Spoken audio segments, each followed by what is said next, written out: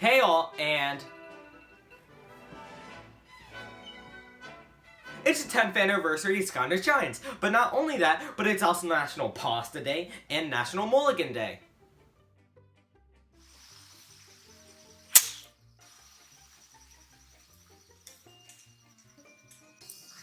Damn it.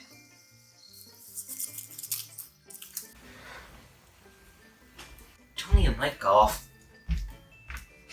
But before we go and talk about Giants, it only feels right if we talk about Spyro's Adventure. Development started in 2009 when Toys for Bob, who worked with Activision on several projects in the mid to late 2000s, were given to Spyro IP to make a new game. It was originally called Spyro's Kingdom and had mature themes and even blood, but development soon changed when they actually started making the game and decided to change routes. Thus, they restarted. This time they used NFC technology, which was a new untapped market at the time. But the technology was already used in some random PC games before 2011.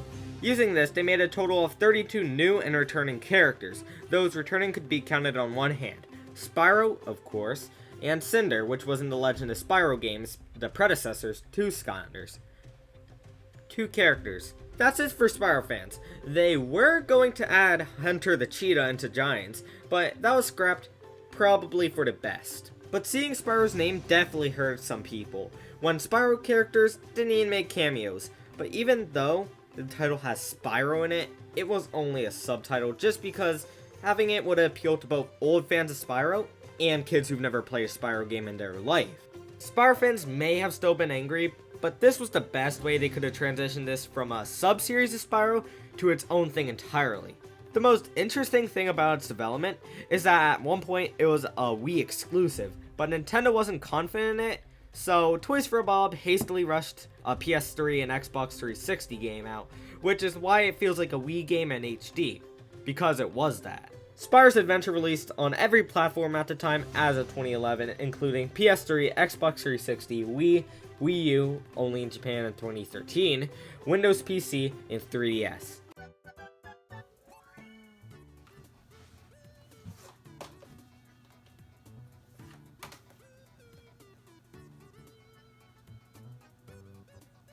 Hey Mikey. Ugh, what now?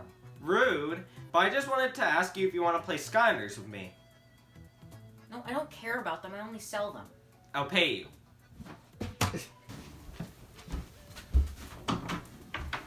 Brought the Skylanders from the Cycle Center. Okay, great. Now we can actually play. First, here's a paper with what it'll cost for me to play. That's the session. There's a free trial and breathing. You want to test that out? Sure. I want to take a test drive, see what I'm into.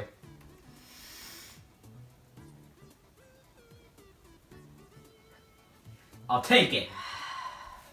Oh, just remember that if we're playing more than one game, then the free trial is void. Oh, is that? Well, we're only going to play Spyro's Adventure and Giants. Really?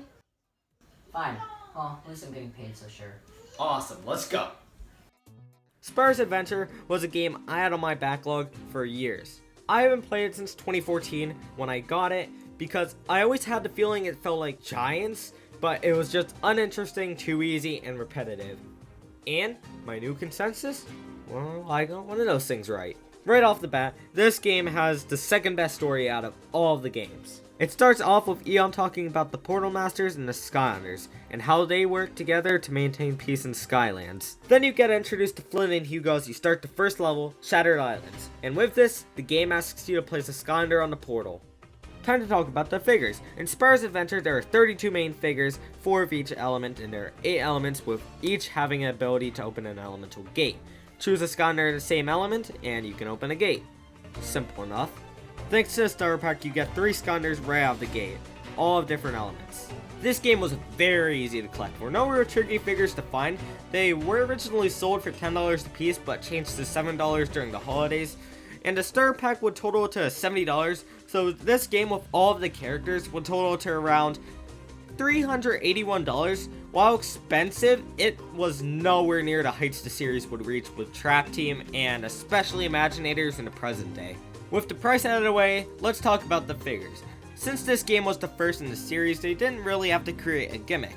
So we got what are now known as the cores. The cores are basically your no-nonsense, no inherent gameplay advantage or gimmick Skylanders. Each game has their own color for the base or a different base design entirely. In this game it has a green base, so if you're ever hunting for each series variant, just remember that green is SSA, orange is Giants, blue is Swap Force, red is Trap Team, Superchargers has its own base that looks like an engine, and Imaginators has a rocky base look, I don't know how to describe it, and a battle class in the front. This game has the most iconic not only Skylanders, but also NPCs, enemies, and chapters in the entire series. The first chapter is called Shattered Islands, and it's an amazing first introductory level, with it introducing recurring NPCs such as Flint, Hugo, Nort, Snuggles, and Blobbers. This level shows off a lot, such as elemental gates, keys, chests, story scrolls, enemy gates, and bounce pads, which are all things that return in almost every game in the series. The end level cutscene has the backstory to why Kaos has a giant floating head. Basically, the darkness controlled by Kaos has returned to take over Skylands after being banished by the Skylanders to the Outlands. Kaos is first presented as a giant floating head with a flying fortress, but it turns out to be just an adult with the size and voice of a kid. Yes, he is not actually a kid. In fact, since he's a portal master, he can't die. You may say, oh, well, how come Eon dies at the exact same cutscene that we're just talking about? Apparently he didn't die, but the explosion just made him lose his physical form, so he's just now a spirit. This explosion also caused the core of light to be destroyed, causing the eruption which sent the Skylanders down to Earth, which is why they're now toys here. This was basically the format for every other game. Explosion, destroy something important, go stop Kaos. But this game, to give it credit, was the first in the series, and it also gives Kaos a Hydra. You never see the actual Hydra until the end of the game, but the fact that the game shows you the shadow and the giant size of it just makes it even cooler when you actually get to see the thing in the final boss. Anyway, you find and rebuild the core of light over the game's period of time, finding elements that will help restore it to its original state. While you find parts, you meet up with many characters that will join you in the hub world. And speaking of the hub world, the game has one of the best hub worlds in the series. You have characters to talk to, upgrades for your characters, and hero challenges to do. This is fun until you finally finish everything the game has at that point, where the most interesting thing you can do is shoot and throw bombs at NPCs for them to respond unenthusiastically with, ow.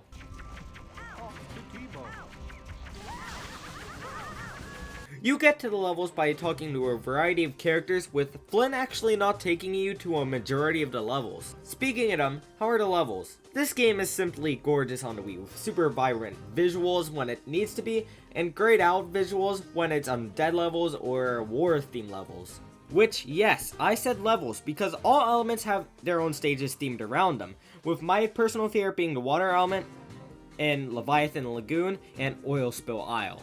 Leviathan Lagoon is such a nice level to look at. It has you collecting totems as keys, and it's really open compared to most of the other stages in the entire series actually, especially since in Spyro's adventure, magic, air, water, and basically any character with a flying ability can go over the water. It just makes every character that has it really useful, and it gives such a big scope to these levels. It's just a really fun level.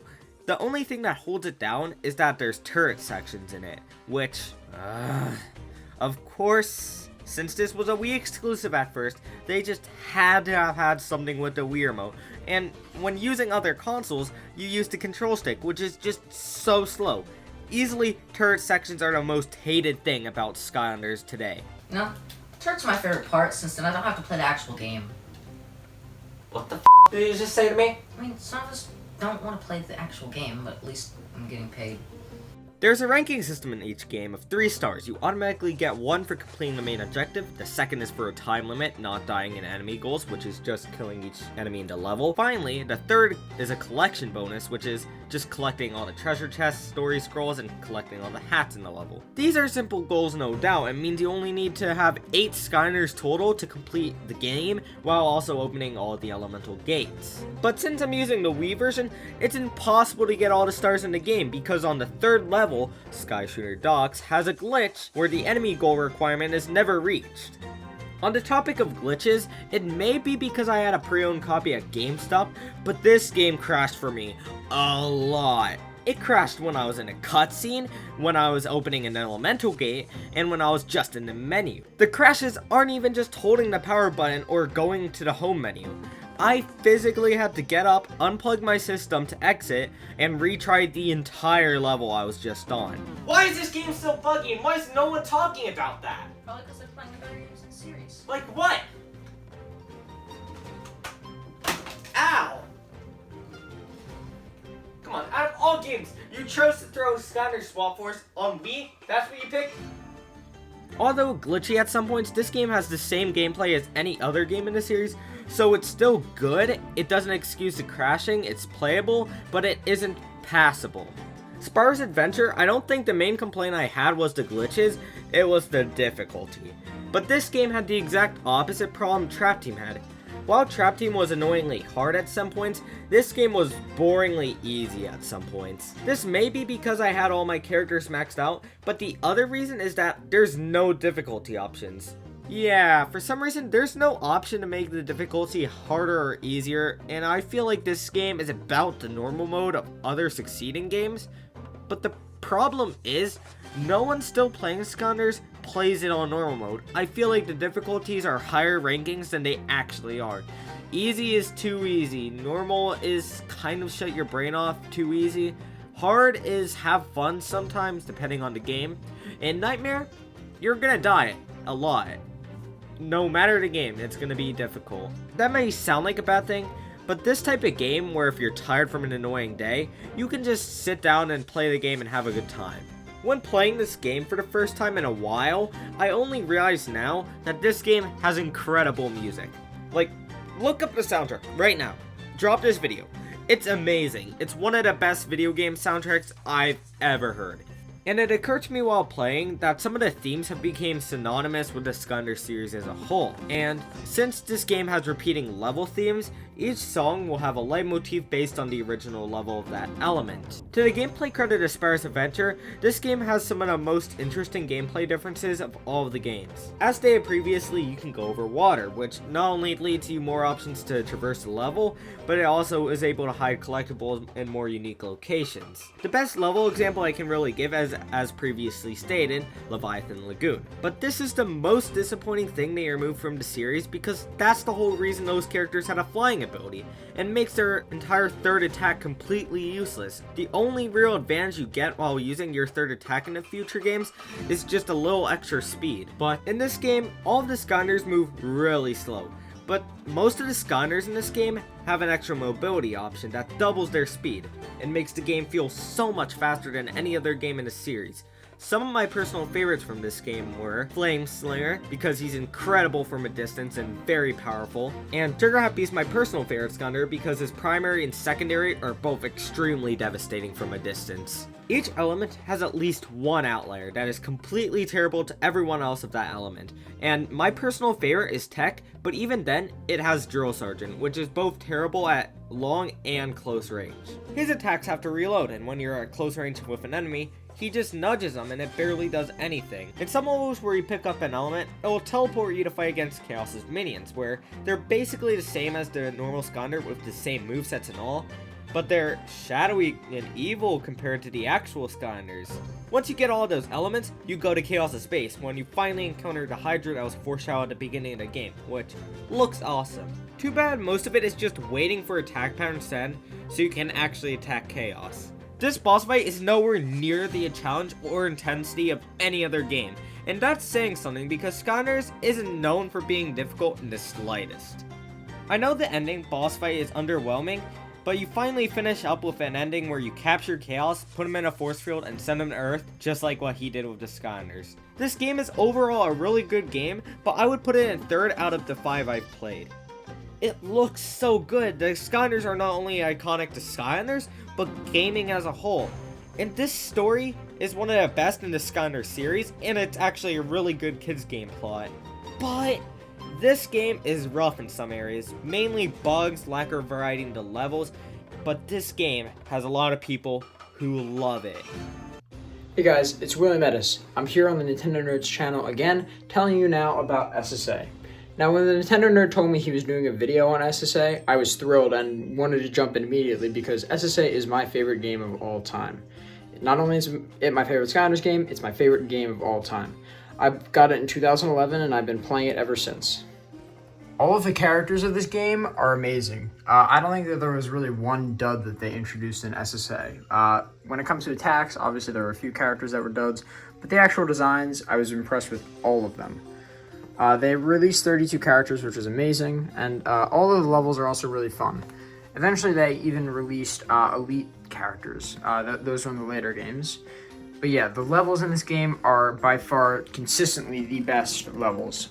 The plot is also by far the best in a Skylanders game. So a lot of people complain and say, it's just a fetch quest and you're just getting the same elements over and over again. It's just the repetitive nature, and a lot of the levels also seem to repeat. I disagree with this. I liked how the approach that they went with, like different elemental themed levels. Overall, this is by far my favorite Skylanders game. It's amazing. And yeah, thank you again to the Nintendo nerd for having me on your channel. It means a lot. This is Willie Metis signing off. Greetings, fellow Poltermasters. I am Crash Rousel, and it's once again time to Crash Scouts with this very special video here on Nintendo Nerd's channel. Not too long ago, I got to talk about some Skylanders with him, and he asked me to join him again. I don't know why. He could have got someone way better, but I guess I'm the only one available. So, this time we're going to be talking about Spyro's Adventure, the game that literally started it all for me. And of course, looking back with Skylanders, it was the #1 reason why I picked up the game in the first place was because of a certain purple dragon named Spyro. Now, Spyro's Adventure was dubbed after Spyro. It was not 100% focused on him, but the reason I even picked up the game was because Spyro is my childhood. And I said to myself, the classic quote, if this doesn't ruin my childhood, then it continues it. So, let's give it a try. And as you can clearly see, it ruined it in a different way.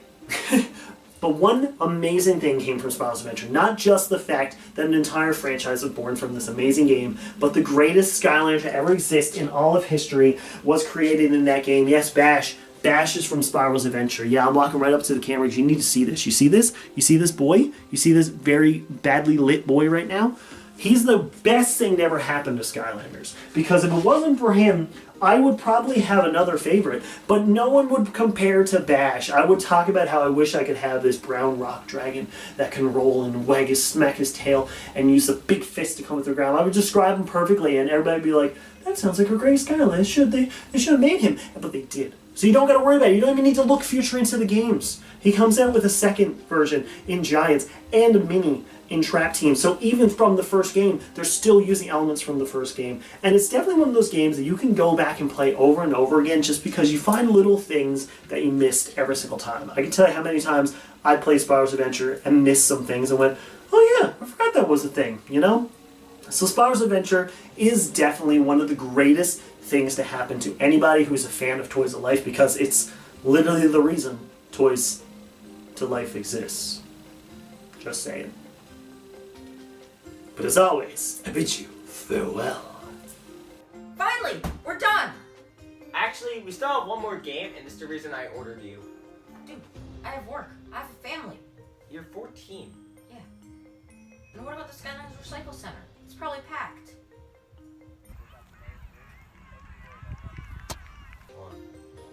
Somehow I doubt that. But if you stay, I'll give you a copy of Luigi. No, I don't know about that. And I'll also give you Donkey Kong. Donkey Kong! By March of 2012, the Skylanders brand already sold over 30 million toys worldwide. With this success, Giants was already well underway, with this game releasing October 17, 2012. It released on everything Spyro's Adventure released on, but the Wii U version was a launch title and sold in the US. Japan sadly never got any other game outside of the first one. Anyway, let's get on to the game. The story starts weirdly in a toy shop. The Skylanders here are shown as toys, and Kaos mocks them, and then all of a sudden Glumshanks appears on the TV, which I didn't mention in the SSA section, but Kaos' assistant is Glumshanks, and he's somehow connected to the TV so he could send Kaos back to Skylanders using the Portal of Power. The game transitions to Eon, where he explains that the Giants were the first Skylanders from thousands of years ago, and they suddenly appeared on Earth recently. So Eon explains how it'd be better if we see what the Skylanders was like 10,000 years ago. First off, that premise for a level is insanely cool, especially since Skylanders already seems like an ancient place to begin with, so seeing how it evolved would be so interesting. Since I said all of that, you can guess that this level is going to be boring. For taking place 10,000 years in the past, this does not look or feel different enough compared to present day Skylanders. This level is insanely interesting story-wise though. It has an ancient race of technologically advanced robots called Archeans that would basically follow order from one specific one that had a Fist of Arcus that would help control and keep them alive. You meet and defeat an Archean called the Conquertron 4000, which is standing on its own island that you later detach, causing it to deactivate. The story continues after the level where Eon shows the Giants fighting the ancient Archeans, where they later remove the Fist of Arcus from the leader, thus causing all of the Archeans to deactivate. This format for creation of gimmick Skylanders was later reused, but rewarded for succeeding games. You know, that these Skylanders fought a great evil, they succeeded, and once they succeeded, a blast sent them to Earth. It is somewhat interesting to see the Giants do it though, but it kinda feels undermined by the fact that this format was used for almost every game in the series. After the first level, we go back to the present day where Hugo announces to Flynn that the Giants have returned to Skylanders. Speaking of which, Hugo was an NPC and one of the main characters of Spyro's adventure, but he only makes one appearance in the opening cutscene and basically like every other game.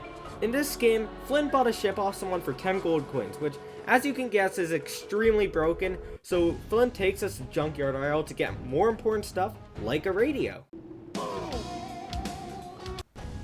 You know, radio is pretty important. Like a duck. Who wants to sit there and make noises? You have a duck? Oh, lots. Good for you. The salesman named Auric offers to give you ship parts for 1 gold coin as long as you allow him to board your ship, the Dread Yacht. After visiting Junkyard Isle, you go to RumbleTown because according to Kelly, there's a guy there called Hermit that knows the whereabouts of Kaos. He's the replacement for Hugo in this game, mainly because they have the same personality with an irrational fear of something. The only difference is that his irrational fear is clouds instead of sheep. Now that we're in RumbleTown, I think it's right to discuss the gameplay. Skylanders Giants is basically the same as the first game with a few minor differences, such as the characters from SSA got nerfed and buffed, mobility and overall speed is slowed down a little, and you can no longer swim or fly over water, which is the biggest hit compared to Spyro's Adventure. This makes the overall level design less diverse compared to Spyro's Adventure, and messes with you if you're playing both games back to back. RumbleTown was a good level, and it shows that this game will be much more difficult than Spyro's Adventure by both the amount of enemies and the fact that it introduces battle arenas into the series. Yeah, Spyro's Adventure had no battle arenas, but Giants introduced them, and they work the same as any other game in the series. Some levels will have enclosed arenas where waves of enemies come out and attack you, some have basic hazards while you're trying to survive, and surviving will bring you to the next phase. Battle arenas are easily my favorite parts of the game because the combat causes you to think fast and prevents you from just walking from the beginning to the end of the level. RumbleTown also introduces you to Brock.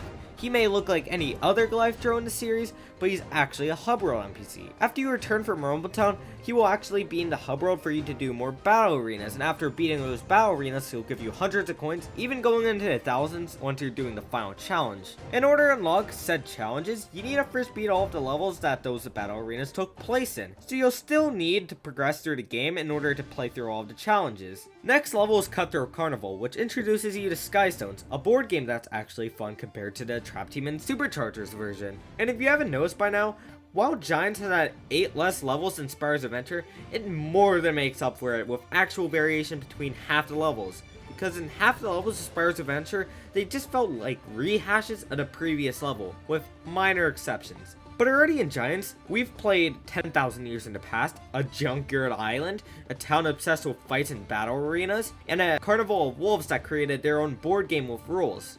This game's looking pretty good so far. Then there's Glacier Gully. F this game! Hey man, you know the consequence of what you just said? I mean, yeah, but this game has had the most slippery controls out of any game I've ever played. Well, because other games let you jump so you could change your direction immediately. Oh yeah.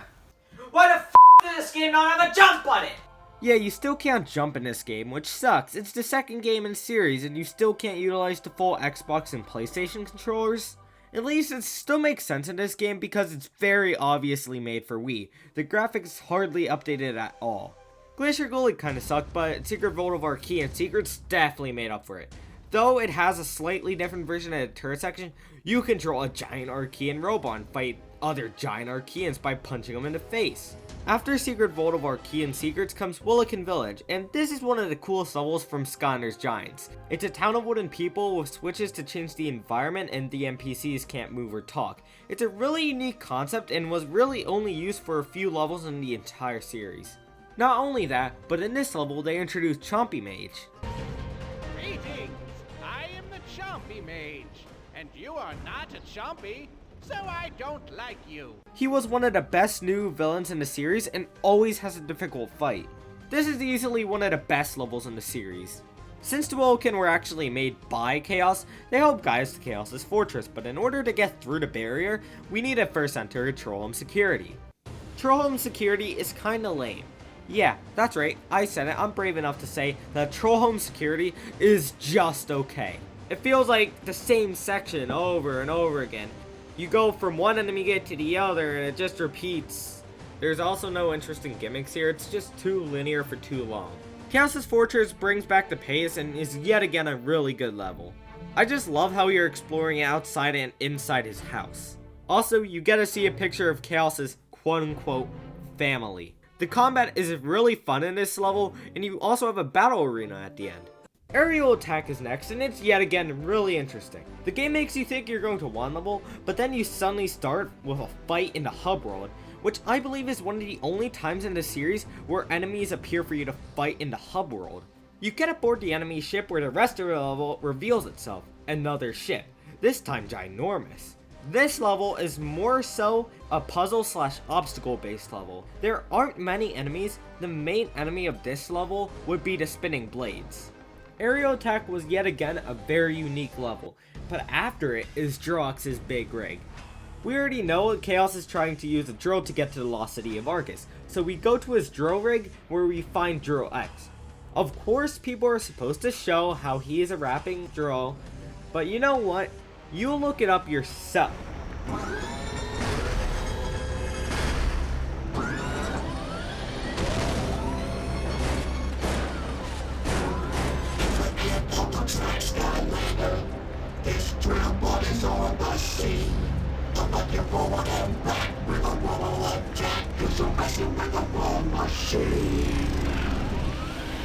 This level may just be the best level in the series. The factory setting is always something I was fond of. This level nails it, with you going on conveyors, trash compactors as hazards, and robots that seem steampunk in design and obviously look like they are made in a lower tier factory. Trollix as a boss isn't hard, but a really fun boss fight coupled with amazing music. This level was one of the best in the series. After that, we have Molekin Mine. And I don't know, this stage has always just kind of felt boring for Giants. It looks nice when you're going into the cave of the mountain, but the rest of the level is just too bland. Even with a battle arena, I still forgot this level existed. The next level is the Oracle, and this level is super open-ended, with you starting the level with the Oracle actually saying your current Skylander's name, which you actually never hear in any game other than SSA, and even then it was only for Spyro, Gilgrunt, and Trigger Happy. In this game, it's for every single one of your Skylanders, even SSA. Kelly, Ermit, and, of course, Hothead. He'll ask you either or questions and give you one key to pick which one seems easier or sounds more interesting. This not only makes it more interesting on one playthrough, but it makes it the most replayable level in the series, with almost every playthrough having at least slight to major differences. One of the more interesting choices was Big Enemies Small Skylander, or Big Skylander Smaller Enemies. Of course you would immediately think to choose the smaller enemies, but the fighting area is cramped, and since there's tiny enemies, they can fit a lot in small areas. Truly another standout level. Come on, you've been talking for 5 hours. Can I just go now? I mean, come on, we only have 3 chapters left, including this next one. You forgot to talk about the figures. Oh, in that case... What'd I do?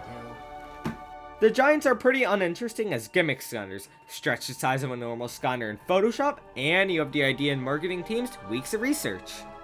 They added many different versions of Skylanders for both new and pre-existing ones. Of course we have the gimmick of the Giants, and then we have one new core figure for each element, which Each element has at least one Skylander that is the worst ever conceived. Walk about to any random person on the street and you know what I mean.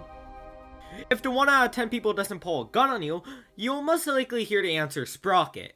Other than the bad cores, we have the Series 2 figures, which are re-released Skylanders for the new games with a new move called a Wow Pow, which is a super powerful attack.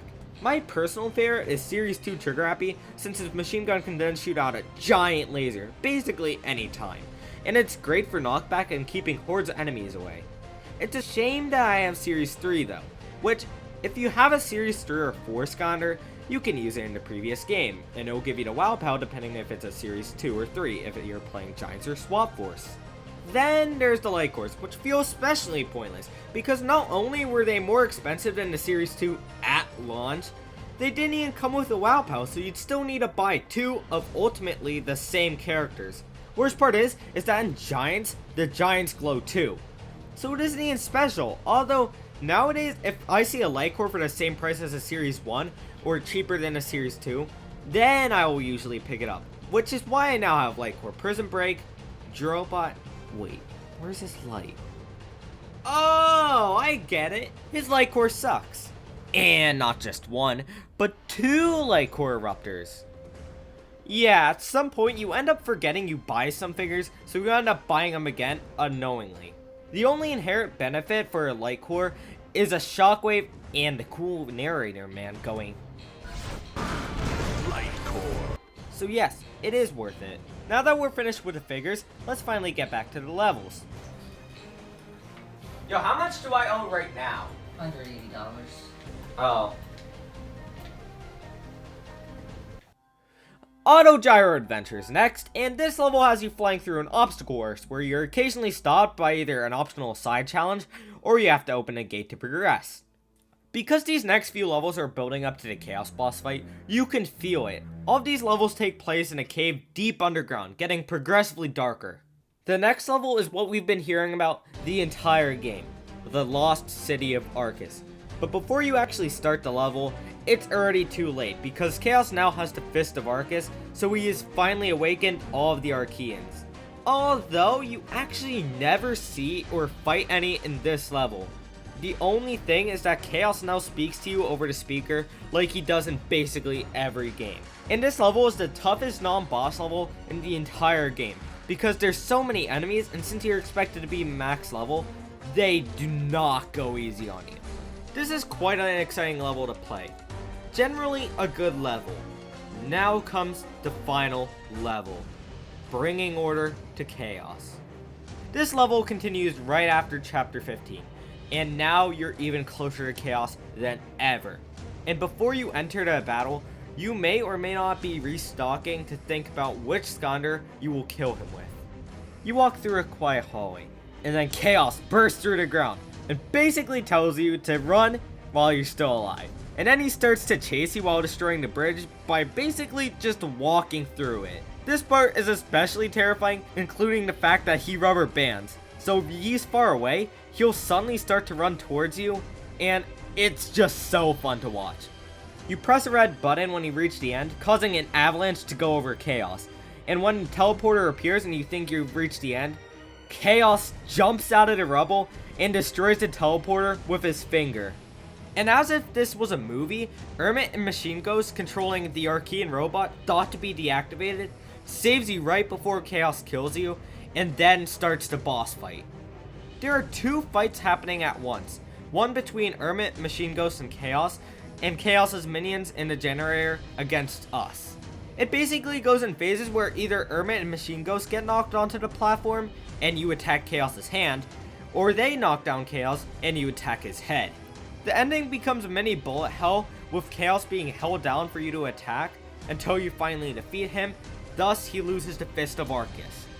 It then plays a cutscene where a Fist is running away from Chaos, with Chaos giving chase, where it then knocks over an Archean robot, which sets off a chain reaction, knocking over all of the Archean robots. And when Chaos is about to get crushed, Glumshanks and the Conkertron save him, where the Conkertron then deactivates mid-flight, launching him into an island, where the Skylanders, Flynn, Callie, and the rest of the group sit back and watch with a giant explosion, with Flynn finishing off this game with a ultimate boom.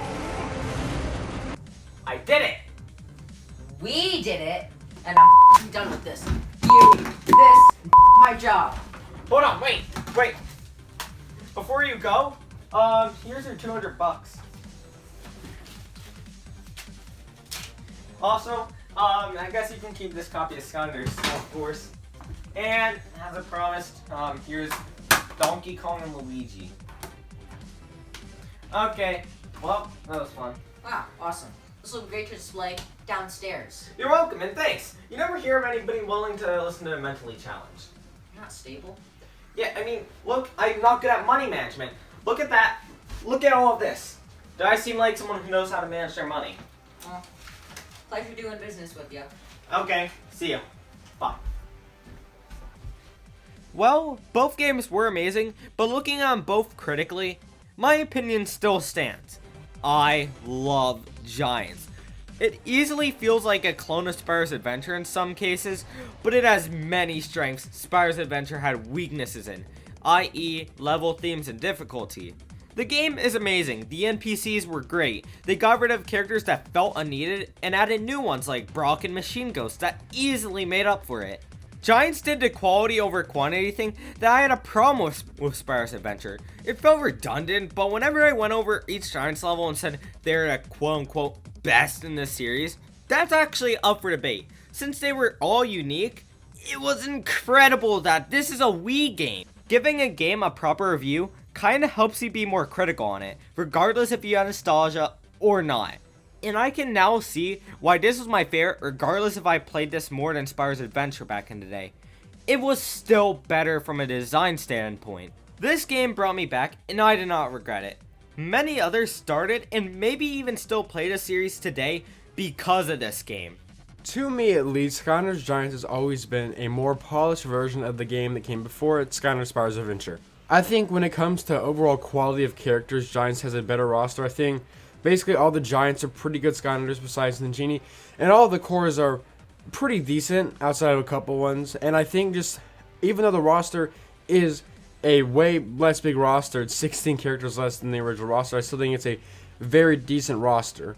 But the thing that really puts Giants over the head for me is its level design and its levels overall. Now, Giants only has 16 levels, which is one of the shorter level spans in the series. But they did a lot in those 16 levels. Each level is unique and different from one another, and it feels like they really put a lot more care into each level. Like in Skylanders Spyro's Adventure, you get like 2, 3, 4 levels per a certain element. Like there was like 2 water levels or 3 water levels, or 2 fire levels. And Giants are not element based, and they're really different. So the thing that's funny is that it almost feels like Giants is the game that should have gotten 22 chapters and then 4 expansion packs, and SSA is the game that should have been shortened down to 16 chapters and no expansion packs. But at the end of the day, when it comes to levels, when it comes to Skylanders, Giants I think is just a very, very good game. It's a game I can just put on and have a lot of fun with, because even though the Giants gimmick is somewhat boring and not inspiring, I think the Giants are one of the characters that are the most fun to play with. It's just really fun to